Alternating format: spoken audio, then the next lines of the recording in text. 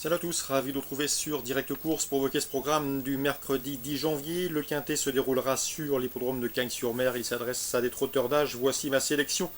Pour cette épreuve, le prix de la Côte d'Or, j'ai placé en tête numéro 3 sprint final. Le cheval est en pleine forme.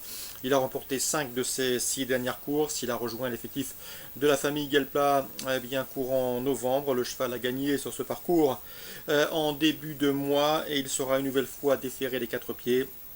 Ajoutez à cela qu'il bénéficie d'un bel engagement en premier échelon au Tournatou qui plaide en sa faveur. On lui posera le numéro 7, Venetian Bond, qui après 2 courses de rentrée profitables semble en mesure de refaire parler de lui, d'autant qu'il sera déféré des 4 pieds pour l'occasion et confié également à Pierre Lévesque. Le numéro 7, Venetian Bond pour un réveil de sa part. Le 14, Tagada Castelet, est toujours performante sur cette piste de Cagnes-sur-Mer. L'hiver dernier, elle a brillé à maintes reprises, signant 2 succès et 2 places de deuxième en autant de sorties l'hiver dernier sur ce parcours cagnois. Et ici, après une course de rentrée tout à fait encourageante la dernière fois, déférée des postérieurs, elle semble également en mesure de refaire parler d'elle. 9, 7 et 14, mes 3 préférés pour ce quintet cagnois. On leur reposera le numéro 6, Titus d'Ulysse, qui peut se targuer d'avoir remporté ses 3 dernières sorties publiques. Il n'a pas couru depuis le mois d'octobre, mais attention à lui car il sera déféré des 4 pieds pour cette course de rentrée. Et son entourage s'attache des services d'Éric Raffin. Le 1, Uther Paradise, le moins riche du lot. Le cheval reste certes sur 2 disqualifications. C'est vrai également qu'il est absent des pistes et qu'il n'a pas été revu en compétition depuis le mois de septembre. Mais attention, le cheval compte déjà 2 victoires en 5 courses sur cette piste cagnoise. Et Franck Mivard sera aux manettes. Il serait donc imprudent de l'écarter d'un simple revers de la main. Le numéro 18, Indici, qui le 20 décembre, à l'occasion de ses débuts sur cette piste cagnoise, a pris une bonne place, devançant 7 de ses rivaux du jour. Une confirmation était attendue. Il me semble capable de se placer. J'ai retenu également en fin de sélection les compagnons d'entraînement, à savoir le 11, Uti8 et le 17, Ustang-le-Doigt, qui sont désormais sous la férule de Michael Cormy. On résume tout ça en chiffres pour ce quintet cagnois du mercredi 10 janvier. 9, 7, 14, 6, 1, 18, 11 et 17. Je répète, 9, 7, 14, 6, 1, 18, 11 et 17. Dans la première, je vous conseille le 103 Diabolo Castelet, qui luttait pour la victoire au moment de son incartade pour finir dernièrement sur cette piste cagnoise. C'est un cheval estimé par Marcos Morgan. Il luttait avec un certain Dear Winner, un cheval d'avenir qui dépend de l'entraînement de Sébastien Garato. Donc ici, s'il est sage, il devrait fournir le lauréat de cette épreuve d'ouverture, le 103 Diabolo Castelet. Dans la troisième, je sais que Stéphane Cinglan aime beaucoup le 309 Carbo, un cheval qui à mon avis peut faire parler de lui cet hiver à Cagnes. Donc attention, il aura sans doute une belle cote sur ses chances. On lui posera bien sûr le 318 Celtic Magic, cheval régulier, cheval en forme également, comme on atteste ses derniers résultats, et de surcroît, il sera déféré des 4 pieds pour la première fois de sa carrière. Dans la quatrième, 3 chevaux à vous conseiller en couplet. Le 11, Spirou de fois, qui reste sur 2 victoires, la dernière en date ayant été obtenue sur ce tracé.